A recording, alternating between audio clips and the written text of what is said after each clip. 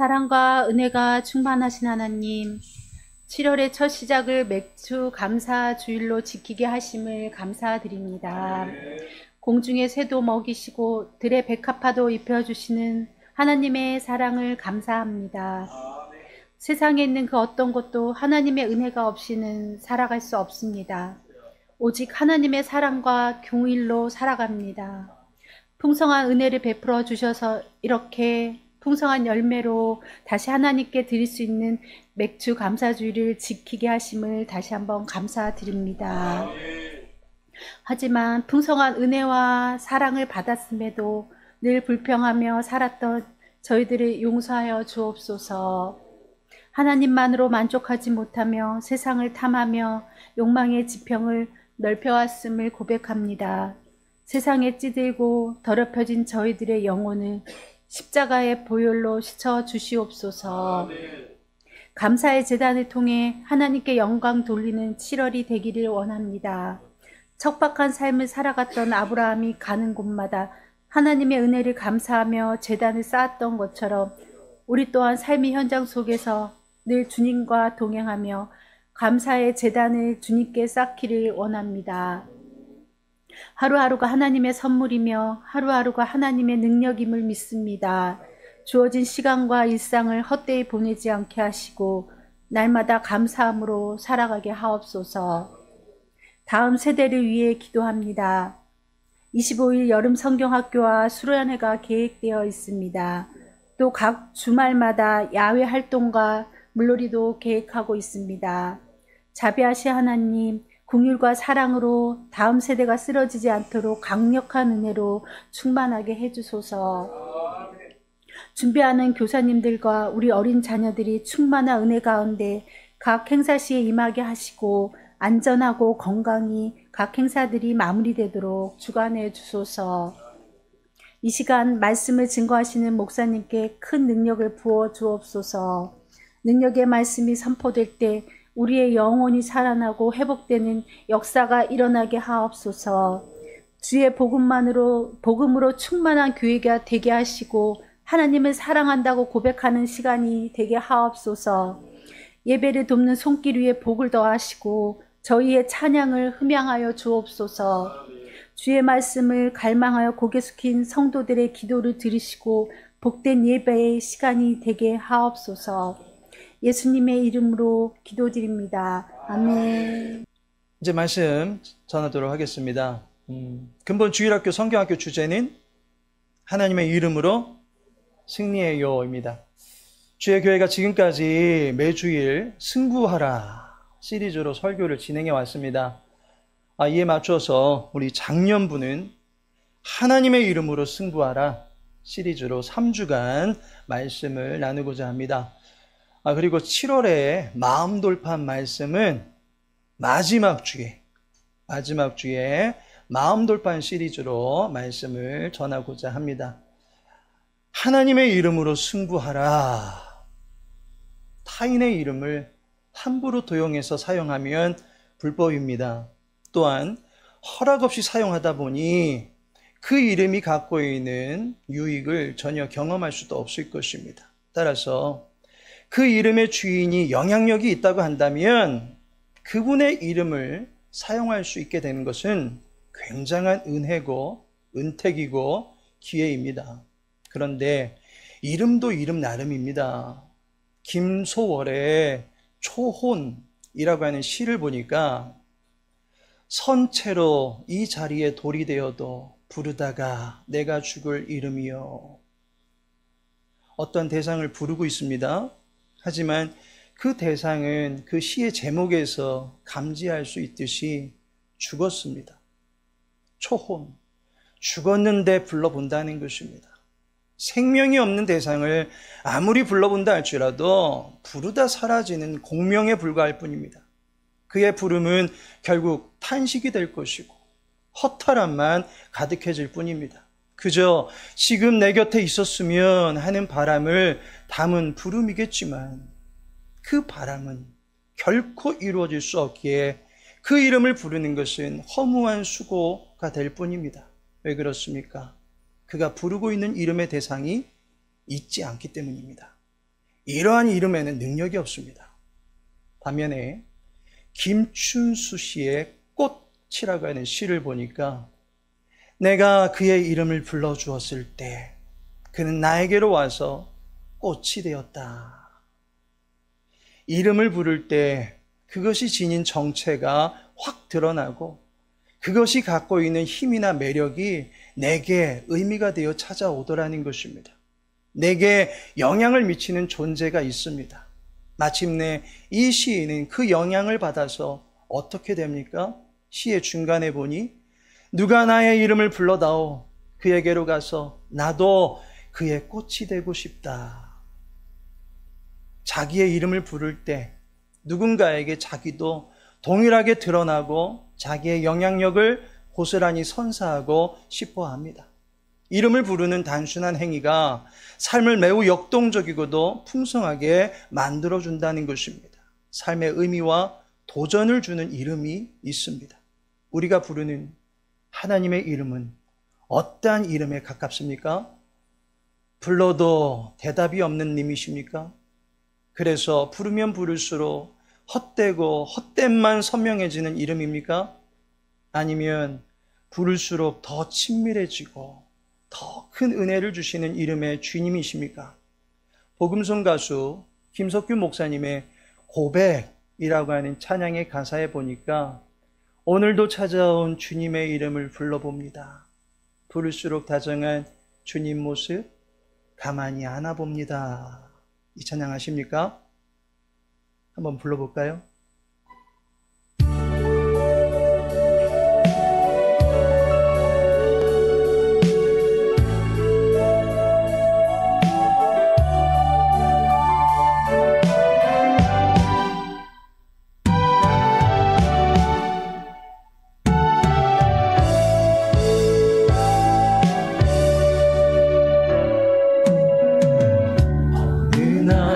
다가온 주님의 이름을 부를 수 없었어요.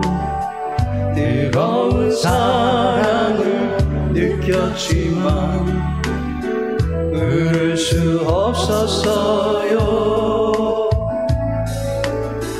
어느 날 다가온 주님의 모습을 쳐다볼 수 없었어요.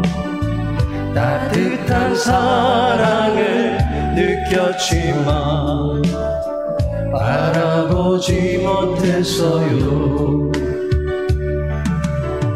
비우지 못한 작은 가슴 주님의 사랑이 너무 커요. 부서지고 낮아져도 주님 앞에 설 수 없었어요. 오늘도 찾아온 주님의 이름을 불러봅니다. 부를수록 다정한 주님 모습 가만히 안아봅니다. 오늘도 찾아온 주님의 이름을 불러봅니다. 부를수록 다정한 주님 모습 가만히 안아봅니다.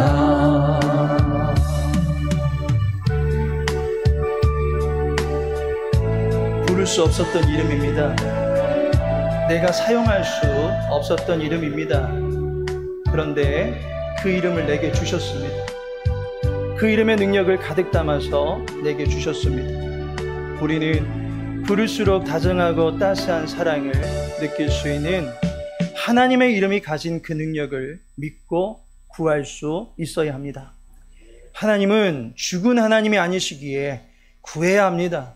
하나님의 이름이 가진 능력을 3주에 걸쳐서 알아보고 그 능력을 구하실 수 있는 우리 모든 교우들 되시기를 예수님의 이름으로 축복합니다. 주님의 이름이 가진 능력이 무엇입니까? 첫째로 그 이름의 주인을 알게 하신다라는 것입니다. 이름을 부른다라고 하는 것은 서로 관계가 형성됨을 의미합니다. 또한 이름을 알고 더 나아가서 그를 대면해서 이름을 부를 수 있다라고 하는 것은 그 대상을 알게 된다라고 하는 것을 의미합니다. 여호와가 내 이름을 알고 계십니까? 그분이 나를 모르시면 끝장입니다. 성경은 주님께서 너의 이름을, 우리의 이름을 그의 손바닥에 새겼다라고까지 말씀하셨습니다. 때문에 여호와께서는 우리 모두의 이름을 알고 계십니다. 우리를 알고 계십니다. 그렇다면 반대로 우리는 여호와의 이름을 알고 있습니까? 그 이름의 주인을 알고 있습니까? 여호와는 그의 이름을 부르는 자에게 자기 자신을 보여주십니다. 자신을 알게 해주십니다. 여호와를 몰라도 믿습니다. 그렇게 하는 것이 아니라 알고 믿어야 되고 믿어서 알아야 된다라고 하는 것입니다. 모세가 여호와를 알아가는 과정을 한번 보시기 바랍니다. 2절에 보니 그가 보니 떨기나무에 불이 붙었으나 그 떨기나무가 사라지지 아니하는지라. 모세가 떨기나무에 불이 붙은 것을 보았습니다. 그런데 그 불이 나무를 태우지 않는 희한한 광경을 보게 됩니다. 여기까지는 그냥 광경일 뿐입니다. 그런데 4절에 보니 하나님이 떨기나무 가운데서 그를 불러 이르시되 그 나무 안쪽에서 음성이 들리는 것을 듣게 됩니다. 가만히 들어보니 모세를 부르는 음성입니다. 모세의 이름을 부르시는 분은 이미 모세를 알고 있다라고 하는 이야기입니다. 모세를 알고 계시는 분. 그런데 모세는 그분을 모릅니다. 모세는 자신을 부르는 것이 어디서 또한 누가 부르는지 정확하게 이해할 수가 없었습니다. 이때 6절에 보니 또 이르시되 나는 네 조상의 하나님이니 아브라함의 하나님, 이삭의 하나님, 야곱의 하나님이니라. 그를 부르고 계신 분이 어떠한 분인지 자기 자신에 관해서 설명을 해주고 있습니다. 그리고 이어지는 14절에 보면 하나님이 모세에게 이르시되 나는 스스로 있는 자이니라. 나는 스스로 있는 자다. 여호와로 자기 자신을 모세에게 가르쳐 주셨습니다. 이제 모세는 여호와라는 분과 관계를 형성하고 아는 사이가 되는 것입니다. 실상 주의 사람이 자신이 부르는 이름의 주인이 어떠한 분인지를 모른다? 있을 수가 없습니다. 이름은 아는데 그 사람이 어떻게 지내는지 모른다면 별로 친하지 않은가 보다라고 밖에 볼 수 없을 것입니다. 마찬가지로 우리가 여호와의 이름을 부를 수 있는 사람들이 되었다면 그 이름의 주가 어떠한 분이신지를 알아야 됩니다. 여호와는 자신을 떨기나무의 불꽃으로 계시하신 것 같이 자신을 계시해 주셨습니다. 우리가 눈으로 볼 수 있게 하신 떨기나무가 있다면 그것은 바로 성경입니다. 우리는 성경을 통해서 하나님의 계시를 볼 수 있고 이를 통해서 하나님을 바로 알고 하나님의 마음을 깨달아 알 수가 있습니다. 여호와의 이름을 부르는 사람은 여호와를 깊이 알아가는 기쁨과 친밀함을 더해갈 수 있게 되는 것입니다. 두 번째로 그 이름의 주인의 후광을 입게 된다라는 것입니다. 여호와를 아는 사람만이 그 이름의 가치를 알고 또한 그 이름의 주인이 허용한 범위 안에서 그 이름의 능력을 활용하며 살아갈 수 있습니다. 우리는 여호와의 이름을 도용하는 사람들이 아니라 그 이름의 특허를 사용할 수 있는 허락을 받은 사람들입니다. 그 이름의 특허권을 갖지 못한 사람은 여호와의 이름이 없이 그저 자기 이름 석자만 가지고 살아가는 것일진데 그 이름 석자가 무엇이나 됩니까? 여호와를 알지 못하는 사람은 태양빛을 받지 못하는 달과 같습니다. 빛나지 못하는 것입니다. 그냥 흑암 덩어리의 행성일 뿐입니다. 하나님 앞에서 자신의 존재가 어떠하다는 것을 분명히 알게 될 때 하나님이 필요하다는 것을 비로소 알게 됩니다. 칼빈은 기독교 강요 1권 처음 장에서 하나님을 아는 지식과 우리 자신을 아는 지식은 서로 연결되어 있다라고 기술한 바 있습니다.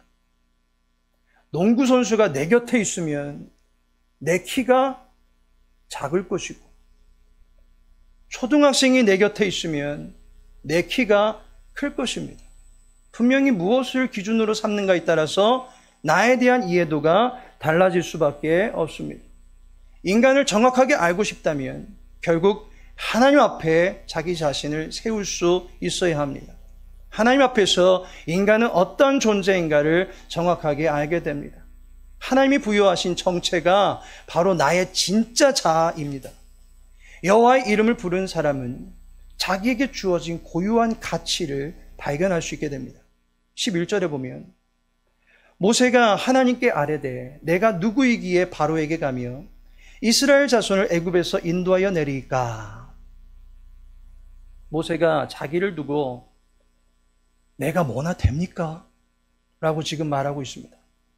지금은 이렇게 말하고 있지만 원래 모세는 자기가 뭐나 된 사람인 줄 알고 지냈던 사람이었습니다. 자기 정도면 이스라엘 백성들에게 꽤나 영향력을 미칠 수 있는 엄청난 사람인 줄 알고 지냈던 사람입니다. 그는 바로의 공주의 아들이었습니다. 세상의 권세가 그로 하여금 굉장한 자긍심을 갖게 만들었다라고 하는 것입니다. 그런데 아무도 인정해주지 않는다면 그 자리에는 아무런 의미가 없습니다. 아무도 따르지 않는다면 그의 지위는 아무런 의미가 없다라고 하는 것입니다. 모세는 그 누구도 따르지 않는 껍데기 권세를 가지고 있었으면서 자신이 뭐나 된 것 마냥 거드름만 피우다가 어느 날 자신의 실체를 여호와 앞에서 보게 되는 것입니다. 출애굽기 2장 14절에 그가 이르되 누가 너를 우리를 다스리는 자와 재판관으로 삼았느냐? 네가 애굽 사람을 죽인 것처럼 나도 죽이려느냐? 모세가 두려워하여 이르되 일이 탈로 되었도다. 우리는 너란 사람을 우리의 지도자로 인정한 적이 없다라는 말을 듣게 됩니다. 모세가 오해를 해도 단단히 오해했던 것입니다. 이스라엘 백성들이 나를 따르겠지 했겠지만 자기 말에 굽신거리면서 따를 줄 알았는데 모세의 말이 전혀 먹히지 않습니다. 소위 말해서 너나 잘하세요 라는 말을 듣고 있는 것입니다. 자기가 무엇이나 된 것 마냥 생각했었는데 완전히 고꾸라지게 됩니다. 결국에 모세가 지금 어떻게 살고 있습니까? 제가 뭐나 된다고 바로에게 가겠으며 이스라엘 백성들에게 가겠습니까? 라고 하는 것입니다. 모세가 자신감을 잃었습니다. 자기에 대한 가치를 발견하지 못합니다. 무가치한 인생으로 전락해버리고 말았습니다. 여호와 없이 살아가는 인생이 이렇다는 것입니다. 요한복음 15장 6절에 보니 사람이 내 안에 거하지 아니하면 가지처럼 밖에 버려져 마르나니 사람들이 그것을 모아다가 불에 던져 사르느니라. 주님 안에 거하지 아니하면 잘려져 나간 가지와 같다는 것입니다. 싱싱한 듯 힘있어 보이지만 실상은 죽은 것이고 금세 말라 버리게 됩니다. 모세의 처지가 그와 같았습니다. 애굽의 영광이 그를 덮었었지만 여호와와는 상관없는 마른 뼈와 같은 처지였다라고 하는 것입니다. 내가 뭐나 됩니까? 라고 하는 수준에 불과한 인생으로 전락해버리고 말았습니다. 그런데 그 인생이 여호와에게 접속이 되면, 그 마른 인생이 여호와의 능력에 도킹이 되면, 볼품없는 인생이 여호와의 이름을 부를 수 있는 그 특혜와 은총을 얻게 되면 새로운 브랜드 가치를 지닌 인생으로 변화되더라는 것입니다. 한 번 주어진 인생인데 그 인생이 하나님의 영광을 위하여 사는 것이 최고의 가치가 될 것입니다. 여호와께서 추락한 삶의 자리에 있는 사람을 다시금 끌어올리십니다. 그의 인생에 가치를 부여해 주십니다. 10절에 내가 너를 바로에게 보내요. 너는 나를 대신하여 나가는 하늘의 사신이다 라고 하는 자격을 부여하십니다. 12절에 하나님이 이르시되 내가 반드시 너와 함께 있으리라. 하나님이 함께하는 사람으로 그 인생이 거룩해지게 되더라는 것입니다. 태양 앞에서 빛을 받으면 환하게 빛나게 되는 달과 같이 여호와의 영광의 광채를 후광으로 받음으로 말미암아 가치 있는 존재로 설 수 있게 되더라는 것입니다. 마지막으로 그 이름의 주인을 위하여 살게 된다라는 것입니다. 하나님이 나를 아시고 내가 하나님을 알게 되면 그 순간부터는 동역 또는 동맹의 역사를 이루어가게 됩니다. 나를 아시는 하나님이 나를 위하여 섭리하시는 것이 은혜다라고 말할 수 있다면 내가 아는 하나님을 위하여 내가 수고하는 것은 헌신이 될 것입니다. 은혜와 헌신이 한데 어우러져서 하나님이 기뻐하시는 구원의 유의미하고도 위대한 역사를 이루어가게 됩니다. 그 일에 쓰임받게 되는 것입니다. 15절에 보니 너희 조상의 하나님 여호와 곧 아브라함의 하나님, 이삭의 하나님, 야곱의 하나님께서 나를 너희에게 보내셨다 하라. 아브라함, 이삭, 야곱은 이스라엘의 조상입니다. 그런데 이들 조상은 죽었지만 죽은 자가 아닙니다. 하나님은 죽은 자의 하나님이 아닙니다. 산 자의 하나님이십니다. 마가복음 12장 26절과 27절에 하나님께서 모세에게 이르시되 나는 아브라함의 하나님이요 이삭의 하나님이요 야곱의 하나님이로라 하신 말씀을 읽어보지 못하였느냐? 하나님은 죽은 자의 하나님이 아니요 산 자의 하나님이시라 너희가 크게 오해하였도다 하시니라. 하나님은 죽어있는 자를 기리기 위해서 계신 분이 아니시라 죽은 자를 살리사 지금도 그들을 통치하고 계시는 산 자의 하나님이십니다. 따라서 아브라함의 역사, 이삭의 역사, 야곱의 역사를 이어가게 하시는 것입니다. 이 역사는 하나님의 구원의 역사입니다. 아브라함의 하나님이 나의 하나님이 되시기에 우리는 구원받는 믿음을 가지고 살아가게 됩니다. 이삭의 하나님이 나의 하나님이 되시기에 우리는 언약 안에서 말씀 안에서 태어난 믿음의 자녀가 되어서 살아갈 수 있게 되는 것입니다. 야곱의 하나님이 우리의 하나님이 되시기에 우리는 약속의 땅 하나님의 도성으로 나아갈 그날을 마음에 그리며 험악한 이 세상 속에서도 견디며 버티며 나그네 인생을 살아갈 수 있게 되는 것입니다. 여호와의 이름을 부를 때 하나님이 이루어 가시는 역사 안에 우리도 동일하게 서게 된다라는 사실을 믿으시기 바랍니다. 하나님이 버리신 역사는 구원 밖의 역사입니다. 그러나 하나님이 이루어 주시는 역사는 구원의 역사입니다. 성경에 기록되어 있는, 성경에 드러나 있는 역사를 보시기 바랍니다. 성경에 기록된 수많은 역사들의 공통점이 무엇입니까? 구원의 역사입니다. 그 정점에 누가 계십니까? 예수님이 서 계십니다. 예수님은 구원의 주 하나님이십니다.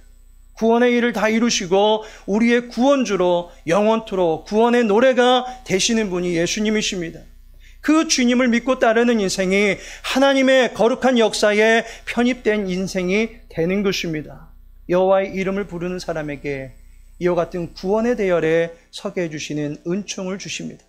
모세를 보시기 바랍니다. 그가 이스라엘 백성들을 애굽에서 건져낸다면, 그 일만 한다면 그것은 그저 하나의 해방 운동이 될 뿐입니다. 그런데 12절에 보시면 하나님이 이르시되 내가 반드시 너와 함께 있으리라. 네가 그 백성을 애굽에서 인도하여 낸 후에 너희가 이 산에서 하나님을 섬기리니 이것이 내가 너를 보낸 증거니라. 이 산에서 하나님을 섬기는 백성이 될 것이다 라고 말합니다. 오늘 모세에게 다가오신 여호와 하나님께서 앞으로 이스라엘 백성들에게도 동일하게 만나서 그들에게도 동일한 역사를 이루어 주실 것이다 라고 하는 것입니다. 여호와의 이름을 아는 백성이 될 것이고 그 백성이 되어 살아가는 것이 얼마나 가치 있는 인생이 되는 것인지를 알게 해주실 것이고, 더 나아가서 이제는 모든 열국 중에서 왕같은 제사장 나라가 되게 하사 만민을, 열국을, 온 열방을 여호와께로 돌아오게 하는 일에 헌신케 되는 거룩한 나라와 민족이 되게 할 것이다 라고 하는 것을 가르쳐주고 계십니다. 여호와를 알면 구원의 나라를 이루어가는 일에 쓰임받게 되더라는 것입니다. 우리 교회 모든 교우분들이 이와 같은 과정을 밟게 되기를 축복합니다. 여호와를 아는 성도, 그리고 그 이름으로 살아가게 되는 내 인생의 가치가 얼마나 고결하고 거룩한 것인지를 주 안에서 발견하게 되길 바랍니다. 그로 인하여 내 인생을 고품격으로 변화시켜 주신 여호와를 위하여 살아갈 때 주의 이름의 능력으로 모든 일들을 감당해 나갈 수 있는 거룩한 일꾼들이 되시기를 축복합니다. 하나님께서 사랑하시는 성도 여러분, 오늘은 맥주절입니다. 맥주절은 이스라엘 백성들이 연중 첫 소산물을 얻게 된 것에 대해서 여호와께 감사드리는 절기입니다. 거두어들인 소산물을 보면서 애굽의 종되었던 삶에서 우리를 구원하여 내신 여호와를 기억하게 되는 절기입니다. 이스라엘은 여호와를 만남으로써 비로소 구원의 기쁨을 경험하게 된 민족입니다. 맥주절은 구원의 주 하나님을 기억하는 것입니다. 저와 여러분에게 구원의 이름이 있습니다. 바로 예수님이십니다. 구원의 이름, 능력의 이름, 그 이름의 주인을 알아가시기 바랍니다. 그 이름의 능력을 후광으로 덧입으사 빛의 자녀로 담대하게 서시길 바랍니다.